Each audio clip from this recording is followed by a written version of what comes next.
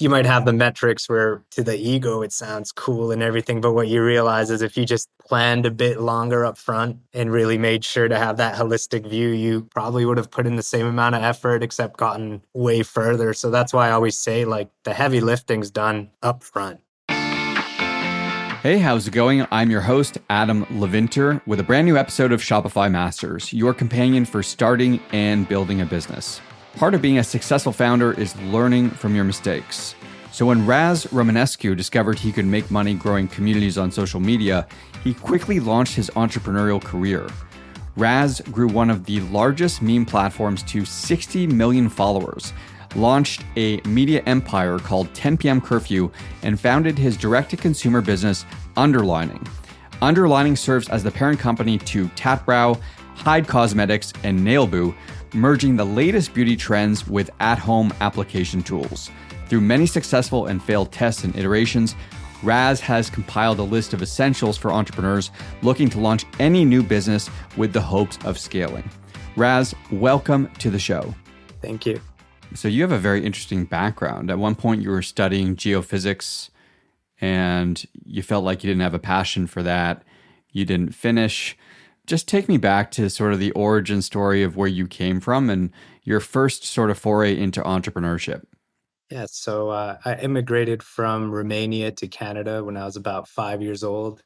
Both my parents were first generation, go to university. So in their minds, they very confident that's the only way to succeed in North America or other parts of the world based on their experience. So naturally went to school, eventually went to university, and geophysics was actually what my dad did. He had his own business for that. So a lot of the entrepreneurial spirit came from seeing what my dad did to take us from another country to another country, not knowing the language, not having anything kind of structured there, then getting to the point in his career where he said, hey, it feels like I'm doing 99% of the things that I'm doing at my work, but only getting paid X. Let me take the jump also and see if I could start my own business. So a lot of the risk taking and that kind of mentality and personality, I feel like I saw firsthand growing up what it looked like to take a big leap of faith where things might seem a bit scary and uncertain, but ultimately once the dust settles, it always ended up being for the best and getting you further along. And as I was in university, my main thing was always I loved fitness, martial arts, sports, and I wanted to just do that all the time. So my main thing was how can I make money but also have freedom? At the time, I was really looking at, you know, trading, investing, all these type of things, and then really started building theme accounts on Twitter, so large community pages. Started making $1 a day at one point, but was very excited seeing like, hey, I made this from my device on my own schedule, wherever I am, and naturally that hunger just become like more and more as you can see the results kind of coming in terms of revenue. So at a certain point, I already started making enough from digital marketing and creating large communities on Twitter, Facebook, etc., that even if I were to have finished my degree, I would already be making the same amount doing what I'm doing on my schedule with something I'm passionate about than if I were to finish the degree. And I was at a point where I was chipping away at it. The passion wasn't there. And it became a tough mountain to climb when I was focused on online marketing or these other things. You couldn't stop me. I was obsessed with it. It was fun. It was exciting and seemed like my natural course. So I waited to be able to sustain myself and kind of made an educated decision to just leave university, go full speed to LA and launch our first media company, which kind of kicked off a lot of the success and natural progression into e-commerce and launching products and brands, etc. When you say you started developing a passion for this, was it the passion for building online communities? Was it passion for entrepreneurship or passion for freedom? What do you think was driving you? Yeah, I think it was a blend of the three, because in geophysics, for example, you heard, if you don't have your master's or your PhD, no one even is interested in looking at you. And sitting there scratching my head like, damn, I barely finished my bachelor's and still have a few years. So I'd say the freedom, the fun, and kind of the unpredictability, and when you figure it out on your own and keep unlocking new levels, you get a nice bit of excitement and kind of satisfaction from it. And ultimately being able to do it from your phone or computer or wherever you want was also very appealing to me versus, you know, necessarily going to school or working somewhere you weren't that excited about. But so at some point, you shift from the meme world or the community building world to seeding a product company, which is where we are today. We'll get to the sort of whole trajectory of Underlining in a moment. It's really impressive. At this point, you've served over 1 million customers since you launched 6 years ago. Before that first order, when you started seeding the idea to launch a product based company, what was the origin story of that?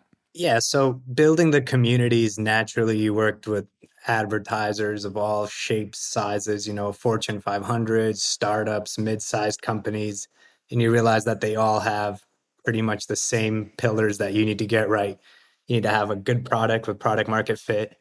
It needs to be demonstratable or marketed in a way that creates appeal or wants somebody to try it or buy it or somewhat. Then you need the distribution, which is you either do it organically through the community you built or through paid. So um, we started doing this for a lot of brands, A to Z, the content creation, the organic marketing, the paid. Then we started thinking, hey, a lot of these brands, they can pull their budgets whenever they want. The reason that a lot of these brands can even afford to pay you to advertise is because they have, a sound product, a sound business, and your business model is a fraction of theirs, which is you're taking some of their marketing budget. So ultimately, we started thinking, hey, since we already know how to do everything, what's actually missing for us is our own products, understanding manufacturing, understanding fulfillment, understanding what category to go into, how to market it, pretty much the whole 9 yards.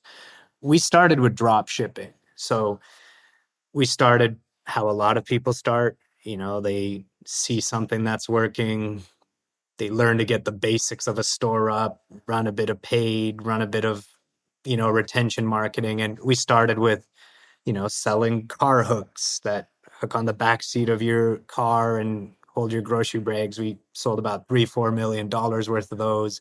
Then we moved into kitchen products, pet products, then beauty products. And what we realized is a lot of the things we were doing was pure arbitrage. Quality wasn't the best. There was no brand being built. The retention wasn't there. There was no community or loyalty, but we learned how to move product, how to manage customer support, how to fulfill, how to do all these things. Then the next phase, when Underlining was born, we said, all right, let's take it to the next level. How do you build an iconic brand that could withstand the test of time, have enterprise value in the sense that at a certain point in time, a strategic or private equity or someone might want to come and purchase it, also have a brand strong enough that you could sell in retailers, other channels. So it becomes a holistic brand. And Underlining, we had 3 brands. So the entire portfolio is over 2 million orders. But our hero brand right now, Nailboo, is inching on that 1 million order mark. So we're excited for that gold Shopify trophy to come in the door. No, it's impressive. And Tat Brow is another portfolio brand you operate. You have a few. You mentioned a lot there, but I want to double click on something you said earlier, which is this idea of category selection. So moving from, say, the pet category into other categories and ultimately landing on beauty. What is it about beauty as a category? Is it the margins? Is it that it's lightweight and shipping friendly? Why did you choose beauty? Yeah, so how we look at every product or market we want to launch in, we want to say, is it a large market? Beauty's huge. Is there a lot of spending going on there? And is it easy to demonstrate the value? So can do easy before and afters to kind of show people the benefits of your product. Margins are good, light to ship, and it's often high retention if you get all the product quality down right and you have everything, what's the word, across the board outlined. Sometimes there's some categories out there that if you're not profitable on first purchase, you're going to have a very hard time getting purchase two or three. So you have to identify everything in a sense of, what the end goal is with the brand. Is it high lifetime value, or do you pretty much have to convert them and within 30 days try to get as much money as you can from that customer before pretty much realizing they're not returning? So I would say beauty was just a category that when we were testing everything else, when we started posting these videos and starting to run some paid, just the conversions were night and day compared to some of the kitchen or other verticals we participated in. Right, but the beauty space is so uber competitive, right? Lots of players, lots of brands, no real brand or product leader, in my opinion. How do you think about the space? More importantly, how do you take a brand, seed it, and then differentiate it from the competition? Yeah, so we learned those lessons pretty significantly throughout our journey. You always have to have a unique selling point or a differentiator. And timing is also important, right? So, tap brow, how we looked at it, we said, hey, microblading, which is a medical procedure to tattoo your eyebrow a certain color, it was exploding across North America. People were spending $300 to $500 per application. There was a lot of virality coming out around it, people having horror stories, the pain, like, and since it's semi-permanent, people would get their eyebrows dyed and it'll be the wrong color. So we said, hey, this is a clear opportunity for us to bring microblading at home. So we looked at it, how can we disrupt a brick and mortar trend online with a product that's cheaper, gives you the same result without the pain, the risk, all of that for a fraction of the cost. And that's why our first product was the Tap Brow microblading pen. And that was our biggest hit. That scaled very fast. We sold a few million units of that. Now, when you look at regular brow products, because we expanded the line obviously to pomades, brow pencils, anything your regular brow brand would have, those don't move nearly as well and they're not nearly as exciting or easy to market because it's very hard to differentiate yourself. So we always launch with like a kick in the door product. We want to make sure that we can cut through the noise because it is competitive. Very cool before and afters, very impressive benefits, whether it's cost savings, painless, etc. So we almost socially engineer the marketing story and pick our hero product and then build the brand around that versus just saying we're going to be a brow brand and hopefully we can convince everyone in the world to think our brow brand is cooler than the next brow brand. And that's what really led us into nail care also, uh, which Nailboo is our hero brand right now and it's scaling the fastest. We realized, similar to Tap Brow, dip powder was becoming one of the biggest things in salons across North America. So it's a new application method. No one really made it their own on digital or social yet. If you looked at Amazon and these other platforms, overseas sellers, no one had a strong brand to say that they could build a community around it. So there was a gray area. And then when we realized, okay, people are actively spending $80 to $100 per application to get dip powder done. There's no leading dip brand. How do we enter the market as your modern day nail dip brand? Do it yourself at home instead of spending $100 for one application. One kit from us, it could save you up to $1,200 to $1,500 a year instead of going to the salon. So once again, easy, demonstratable product. This trend was growing in other areas. Nobody really owned it direct to consumer on Shopify or social or Amazon yet. And we entered the market with Dip as our kick in the door product. And we also got a bit blessed by the universe, as bad as it sounds, but we launched when every nail salon in North America shut down due to COVID. So for us, it couldn't have been better timing to release a do-it-yourself at-home nail solution when the other option wasn't even available anymore. So we had the brand plan before, just how the cards happened to fall in our lap. When you start seeding these products early, can you just talk to me a little bit about the pick, pack, and ship process? Are you drop shipping early and then at a certain point committing to inventory? Do you never commit to inventory and full drop ship as it scales? What does that setup look like? Originally, before we started Underlining, it was all drop ship, but we made some very strategic relationships with manufacturers during that period of time. So when we started Underlining, we actually ended up manufacturing everything to be branded for ourselves to make sure it's the top quality. So we moved away from drop shipping. But what our manufacturer did is they own the fulfillment centers in the US and they own the manufacturing facilities overseas, where they would manufacture for us and ship it to the fulfillment centers, but then we would pay them as we sold the product. So it was like a hybrid between the two. I would call it premium drop shipping because you're drop shipping your own brand.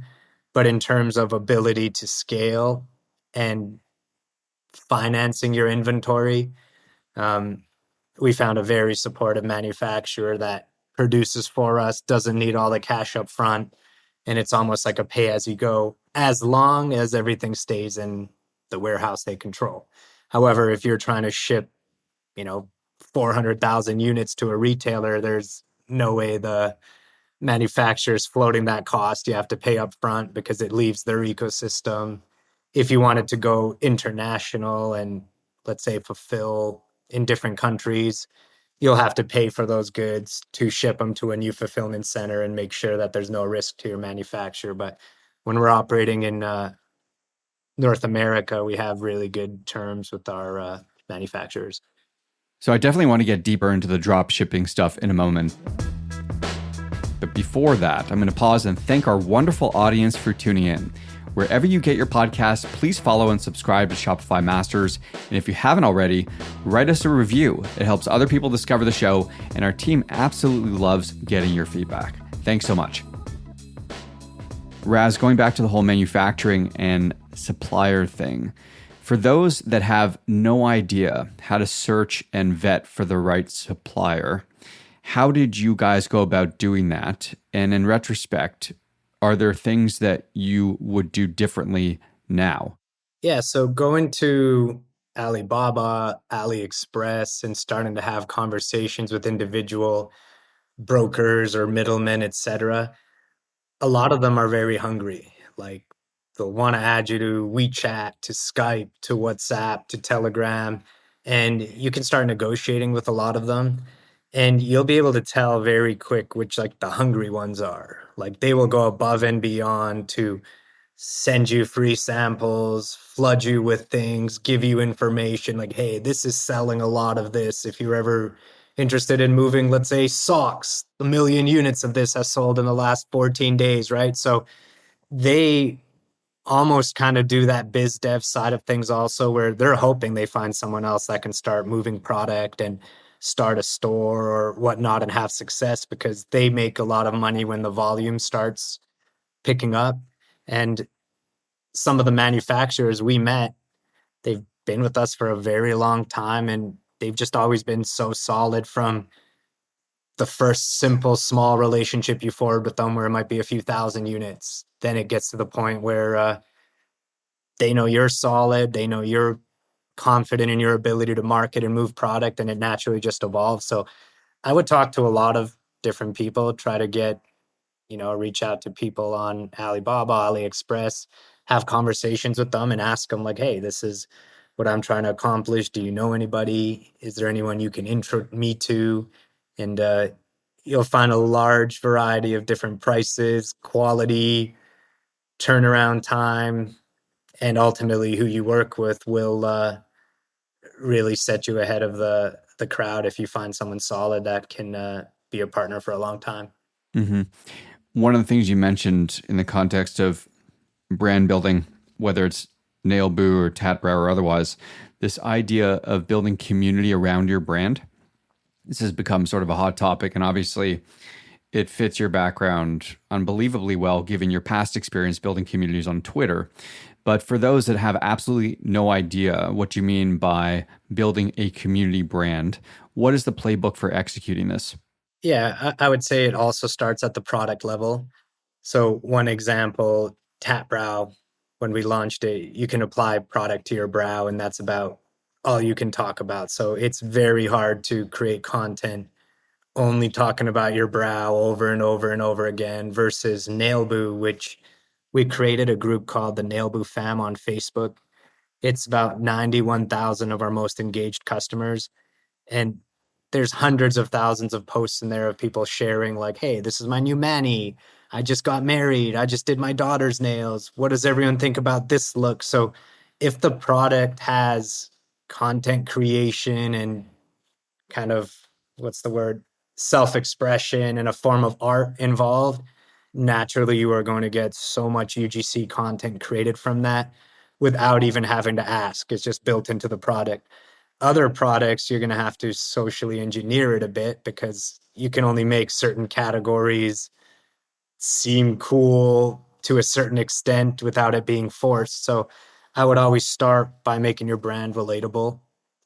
Make whoever your audience is, even if it's every female or male or both in the US, feel like you speak their language, you understand their problems, and make it very clear why you're here and what problem you're trying to solve with your brand. And then just following the basic kind of guidelines around social media community building, you know, post a lot of reels and kind of viral content. If you don't know how to make it, tap into creators that clearly know how to make content and let them take the lead. And I would say every brand now has to be a mix of like a media company and a brand in order to entice retailers, stand the test of time as competition's coming in here. So, um, like there was an interview with Ryan Reynolds a few days ago, and he was saying like storytelling is one of the most powerful tools you can have when it comes to building a moat around your brand. That's what will differentiate you long term. When someone can say, hey, we have the exact same product quality, same manufacturer, same shipping times, like who has the deeper connection with the customers or who has like the culture behind them and who has the bigger engagement, the following is ultimately what customers, retailers, strategic acquirers will look at when making their decisions. So it's a 3D game nowadays. Yeah, that last mode is an important one. I'd love to get your take on that. It's 2024. This idea that people follow people before they follow companies, and the importance of having an influencer backing a company is so key. There's some famous examples here, just the ones that come off the top of my head, right? Like Elon Musk has way more followers than Tesla does, or the Tesla company page, for example. Richard Branson, vis-a-vis Virgin, same thing. Even micro influencers like Alex Hormozy, he has way more followers than his acquisition.com page does. So, in the context of the space that you play in, specifically in beauty, are there similar trends that you're seeing play out? I can think of Ipsy and Michelle Phan having a deeper success story than Birchbox had, because Michelle Phan had this huge following on YouTube before she seeded the idea for Ipsy. So for you and the brands that you're building, do you see a personality or individual influencer being a big catalyst for the next phase of growth of Nailboo or Tatbrow? So we align with thought leaders, creators, and celebrities to really push that forward. Me typically, I don't act as the face of Underlining just because I feel like to some the messaging may be confusing if I'm not somebody that's been a nail tech for 15 years of my life, et cetera, or something like that. But we use a lot of thought leaders in the space, a lot of micro and larger influencers. And to really set our brand apart, we work with a lot of celebrities. We've done a lot with like Paris Hilton, Brittany Aldean, Glorilla, quite a few other celebrities where we'll do activations with them. We'll even whitelist through their social accounts. So when you're in the feed scrolling through Instagram or Facebook or TikTok, you'll actually see, Paris Hilton sponsored, then it's a Nailboo ad directing to Nailboo. So we really try to align ourselves with individuals that do have a following, do have a cult like audience to almost piggyback in a sense and latch our brands onto their fame and kind of influence. And they help you tell that story, right? And as you mentioned, storytelling is so critical. You guys get written up in so many publications. You've been in Forbes, BuzzFeed, Cosmo, Glamour, Elle. The list goes on here. How do you guys get this free press? So it's a mix of free and we have a PR company. So it gets to the point where, like, if you're just starting off, you do not need a PR company to succeed on Shopify or win. Obviously some of the trust badges are key. If you're building a landing page, it's nice to see featured in, vice versa might give the customer a bit more confidence in buying your product. But at a certain point in the game, when you're actually reaching a level of scale where customers are Googling you to try to compare you against other competitors, or a retailer might be deciding between Nailboo or brand XYZ, or a strategic might be looking at, hey, I want to make an acquisition in the nail category. This is where a lot of this press and everything starts paying dividends, is who is crowned as kind of one of the main competitors, main players, and that's where you get a lot of the value. So I would say it's an expense that doesn't always pay off when you're first starting off. So I would wait a bit longer term until you're in scale mode, not figure things out mode. And then when you have that momentum underneath you, having that press, I feel goes back to building that moat, to that storytelling. It's one thing for you to brag about yourself as a brand. It's another for creators, influencers, celebrities to brag out about it. Now, third party publications bragging about it, retailers, if they have your product in there, they're starting to talk about you.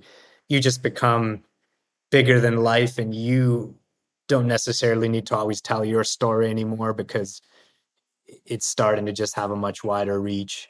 Let's shift to the design aesthetic for a moment. So you mentioned this idea of creating landing pages. Looking at the designs of these brands, so Tatbrow, Nailboo, same thing, super clean, simple, modern, very scroll friendly, I'd say. Do you have a design framework you stick to when you're building these sites? I think our goal is to always build something iconic that it could last for a very long time. So we look at things in 10, 20, 50-year increments just out the gate. So we always try to pick iconic names that memorable, they look great. And we have a hair care brand launching in 1 month exactly with a major retailer, followed the exact kind of process we use for Tap Brown, Nailboo, and Hyde.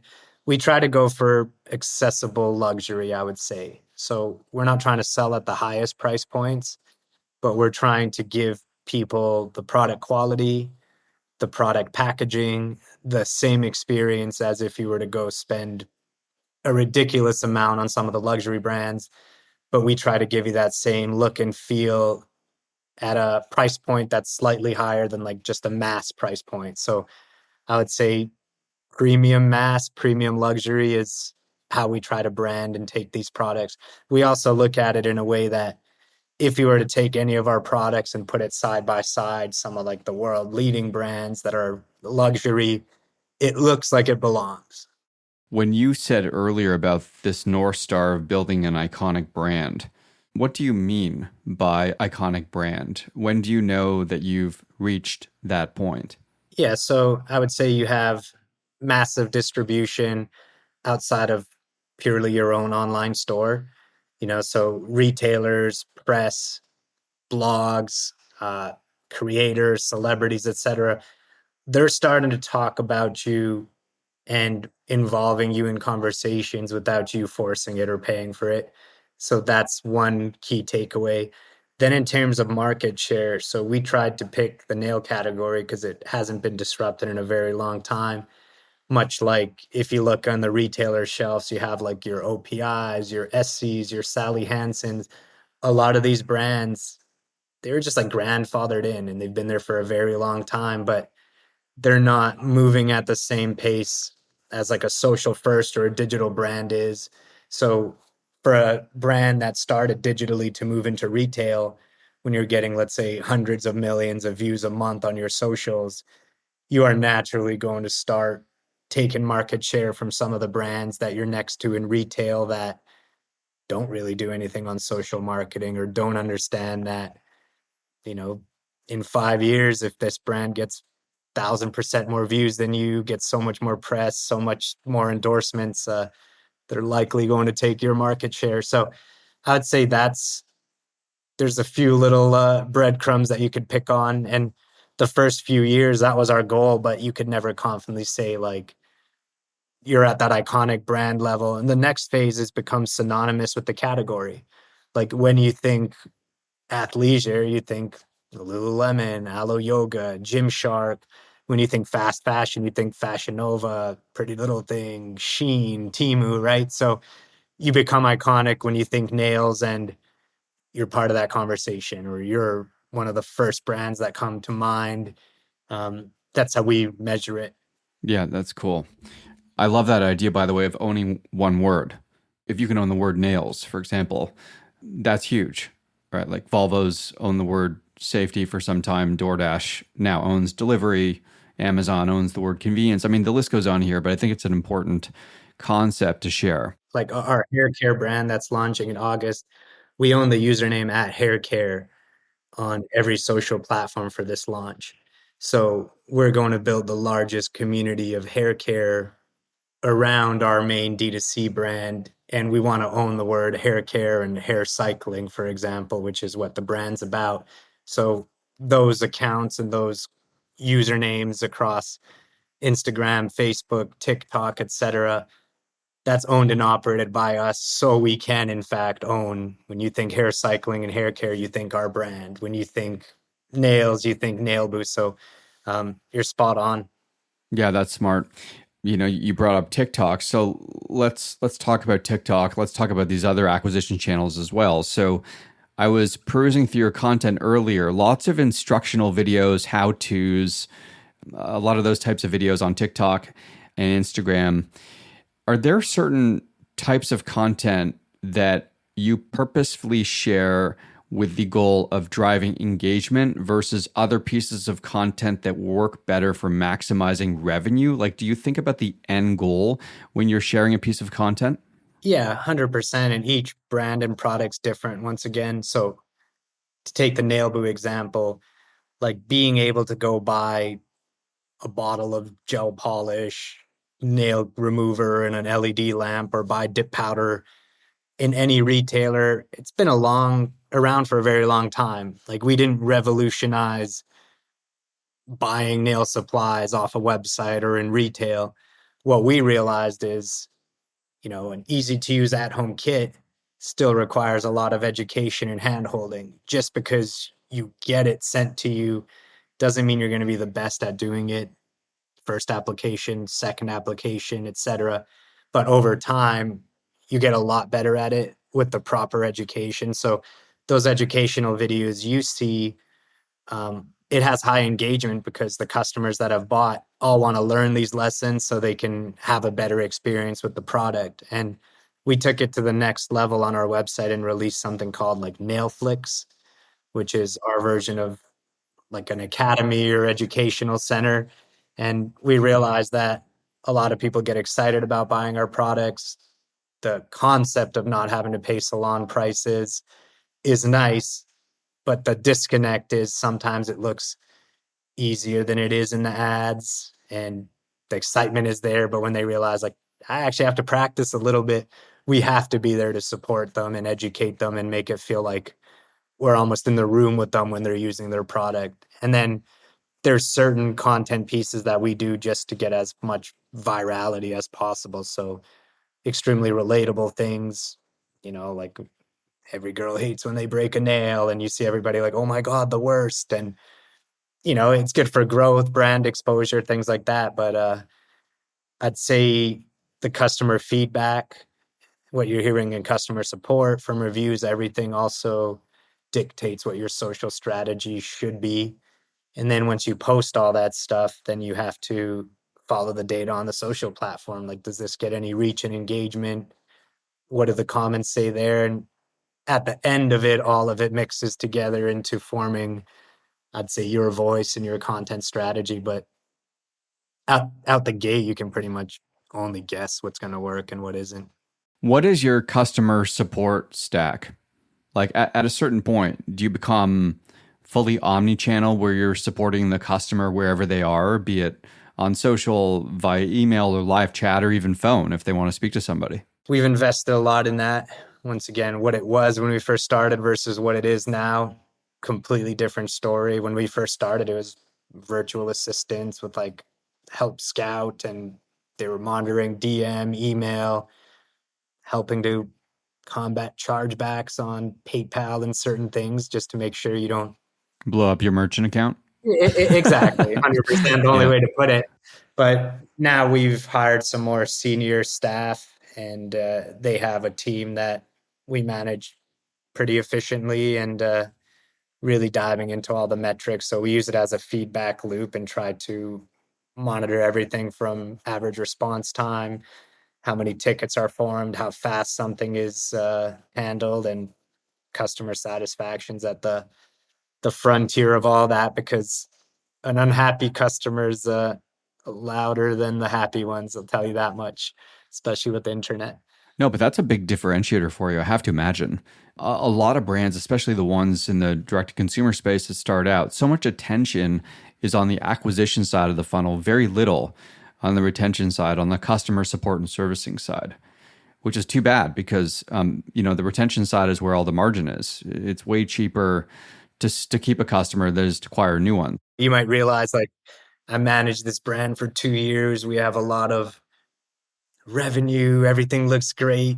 Didn't make that much profit at all on first purchase, and we ignored retention. And now you might have the metrics where to the ego it sounds cool and everything, but what you realize is if you just planned a bit longer up front and really made sure to have that holistic view, you probably would have put in the same amount of effort except gotten way further. So that's why I always say, like, the heavy lifting's done up front. What your product is, what your offers are, and really understanding. Like, you'll see so many people try to layer subscription on something just because they've heard everyone say, like, subscription revenue is where it's at, but they never ask themselves, like, does your customer even buy in this manner? Do you have a product that even needs subscription, or are you just forcing something? So um, if you pick right from the jump, you're going to have to do all the same things to get the brand where it needs to be. One will take you 10,000 times further than the other if you just miss one or two of the boxes that need to be checked. Subscription commerce is our lane, so you're preaching to the choir. It's not a one size fits all.